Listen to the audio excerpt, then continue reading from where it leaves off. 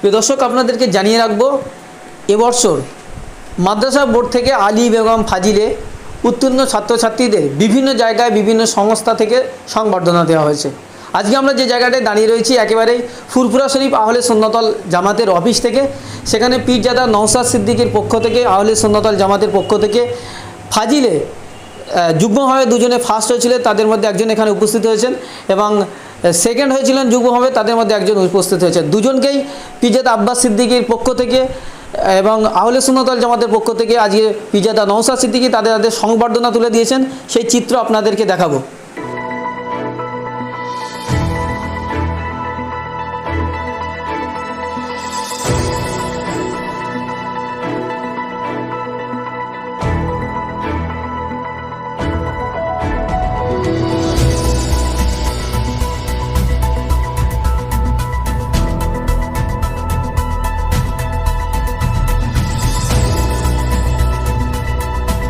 আমরা সরাসরি পীরজাদা নওশাদ সিদ্দিকীকে জিজ্ঞেস করবো, ভাইজান কি উদ্দেশ্যে এনাদের কেন সংবর্ধনা দিলেন? যারা মাদ্রাসা বোর্ড, স্কুল বোর্ডে র্যাঙ্ক করে তাদেরকে উৎসাহিত প্রদানের জন্য ফুরফুরা শরীফ আহলে সুন্নাত জামাত তথা পীরজাদা আব্বাস সিদ্দিকীর পক্ষ থেকে সংবর্ধনা দেওয়া হয়। শুধু আজকে যে দুই ভাইকে দেখছেন তা নয়, আমরা বিগত দিনে দিয়েছি সংবর্ধনা। যে আলেমে ফার্স্ট হয়েছিলেন এবং ফাজিলে যুগ্মভাবে ফার্স্ট এসেছেন আমাদেরই বাড়ির ছেলে পীরজাদা উজাইর ভাই, তাকেও আমরা সংবর্ধনা দিয়েছি। এবং স্কুল বোর্ডে যারা হয়েছেন তাদেরকেও আমরা ব্যবস্থা করছি, পাঠানোর কিছু পাঠাতে সক্ষম হয়েছি এবং আরও পাঠাচ্ছি তাদের। কারণ বিভিন্ন জায়গায় আছে, নিশ্চয়ই আপনারা দেখেছেন, যিনি মাধ্যমিকে ফার্স্ট হয়েছেন স্কুল বোর্ড থেকে, তার বাড়ি বর্ধমান, এখান থেকে অনেকটাই দূরে, তার বাড়ি পাঠানো হচ্ছে আমাদের লোককে সংবর্ধনা দেওয়ার জন্য। একটাই কারণ, সংবর্ধনার সাথে সাথে তাদের কাছে আমরা একটা অনুরোধ করেছি যে আপনারা উচ্চশিক্ষায় শিক্ষিত হন এবং আপনাদেরকে যারা অনুসরণ করে পিছিয়ে পড়া সমাজের মানুষরা, তাদের সন্তানকে যেন আপনাদের মতোভাবে গড়ে তোলে, এই আশা কামনা করি। এবং আপনাদের দ্বারাই দেশ, সমাজ ও জাতির উন্নতি সাধনে বিকাশ ঘটুক, এই আমরা আশা করি। প্রিয় দর্শক, আপনারা জানেন যে হাই স্কুল বোর্ড থেকে যারা এবং সিবিএসসি বোর্ড থেকে যারা মাধ্যমিকে উত্তীর্ণ হয়েছিল তাদের মুখ্যমন্ত্রী তাদের ফেসবুক পেজে এবং টুইটারে শুভেচ্ছা বার্তা দিয়েছিলেন, উচ্চ মাধ্যমিকদের শুভেচ্ছা বার্তা দিয়েছিলেন। কিন্তু মুখ্যমন্ত্রী মাদ্রাসা দপ্তরের মন্ত্রী হয়েও মাদ্রাসা ছাত্রছাত্রীদের তার নিজস্ব সোশ্যাল মিডিয়ায় শুভেচ্ছা দিতে ভুলে গেলেও আহলে সুন্নতল জামাত কিন্তু সেই ভুলটা করেনি। আমরা আজকে কথা বলবো যে ফাজিলে প্রথম হয়েছিল, তিনি বলেছিলেন, এনবিটিভির পর্দায় আপনারা দেখেছিলেন যে তার স্বপ্ন ছিল IAS অফিসার হবে। ভারতবর্ষের সবচেয়ে উচ্চ পদস্থ অফিসারের এই পদটা মাদ্রাসার মতো একটা ছাত্র, তারাও যে স্বপ্ন দেখতে পারে, তারাও যে এই স্বপ্ন নিয়ে বড় হতে পারে বা তারা সেই জায়গায় পৌঁছাতে পারে, সেই স্বপ্ন দেখছেন।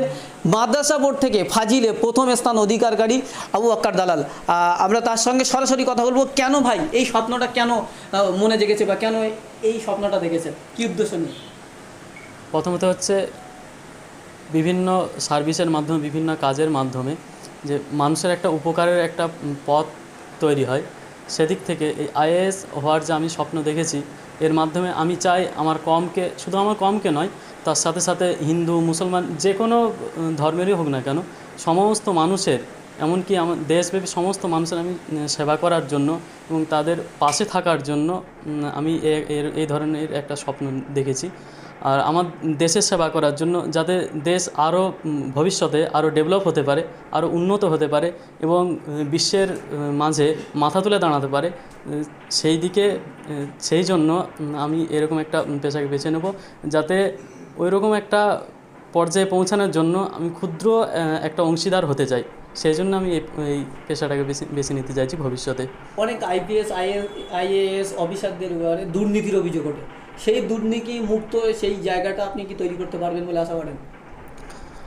হ্যাঁ, এর আগেও অনেক নিউজ পেপারে দেখা যায় বা খবরে শোনা যায় যে অমুক IPS বা অমুক IAS অফিসারকে এক জায়গাতে আর জায়গায় বদলি করে দেওয়া হচ্ছে, কারণ তারা অমুক একটা অন্যায় কাজকে তারা মেনে নিতে পারছে না, তার বিরুদ্ধে তারা সোচ্চার হয়ে উঠছে, সেই জন্যে তাদেরকে ট্রান্সফার করে দেওয়া হচ্ছে।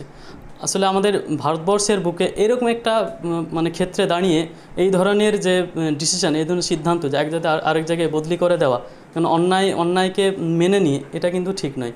আমি চাইবো যে ওই মানে ভুল ধারণার থেকে বেরিয়ে এসে একটা ন্যায়নিষ্ঠ সমাজ গড়ে তোলা এবং সেখানে থাকবে ন্যায়ের জয় হবে এবং ন্যায় মাথা তুলে দাঁড়াবে, এরকম একটা সমাজ আমাদের দেশকে ওই ন্যায়ের ভিতর হাঁটিয়ে নিয়ে যাওয়ার একটা রাস্তা তৈরি করার আমি স্বপ্ন দেখব।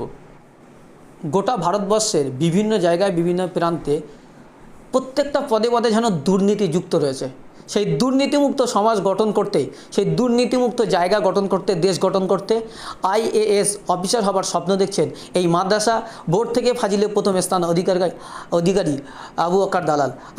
আমাদের সঙ্গে রয়েছেন দ্বিতীয় যিনি হয়েছেন, আমরা তার সঙ্গে কথা বলবো। ভাই, আপনার কি স্বপ্ন বা কি হতে চান? আমি সৌদি আরবের রিয়াদ ইউনিভার্সিটিতে ইসলামিক থিওলজি নিয়ে পড়াশোনা করতে চাই। কেন সৌদি আরবে পড়তে চান? সৌদি আরবে আসলে ইসলামিক থিওলজিটা আমাদের দেশে তত উন্নত নয়। সৌদি আরব বিদেশে বিশেষত সৌদি আরবে অনেক বেশি উন্নত, তাই আমি সৌদি আরবে ওখানে রিয়াদে চেষ্টা করছি ওখানে ভর্তি হওয়ার। ওখানে পড়ে দেশের কি উন্নতি হবে? আচ্ছা, ওখানে পরে দেশের উন্নতি হবে তো। বিদেশ থেকে আসলে দেশের যে কোনো মূল্যে উন্নতি করা, লেখার জগতে কিংবা বক্তৃতার জগতে যে কোনো মূল্যে দেশকে উন্নতি করা যাবে দেশ থেকে এসে। মানে বিদেশে থেকে দেশকে উন্নত করবেন এই স্বপ্ন। কি নাম আপনার? মোহাম্মদ সানোয়ার হোসেন। ধন্যবাদ। প্রিয় দর্শক, আপনারা এতক্ষণ দেখলেন NBTVর পর্দায় আমরা তাদের স্বপ্ন, তাদের কথা আপনাদেরকে জানালাম। বিদেশে পড়েও দেশকে উন্নতি করতে হবে। আমরা জানি যে বিভিন্ন জায়গা থেকে, বিভিন্ন দেশ বিদেশ থেকে পড়াশোনা করে ভারতবর্ষের বিভিন্ন জায়গায় অনেক উচ্চ পদস্থ কর্মচারীরা রয়েছেন এবং সরকারি আমলা রয়েছেন।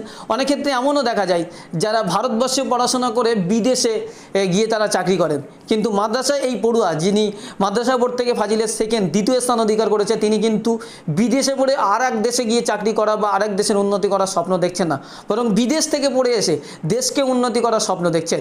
আপনারা সবাই তাদের পাশে থাকবেন এই আশা করব।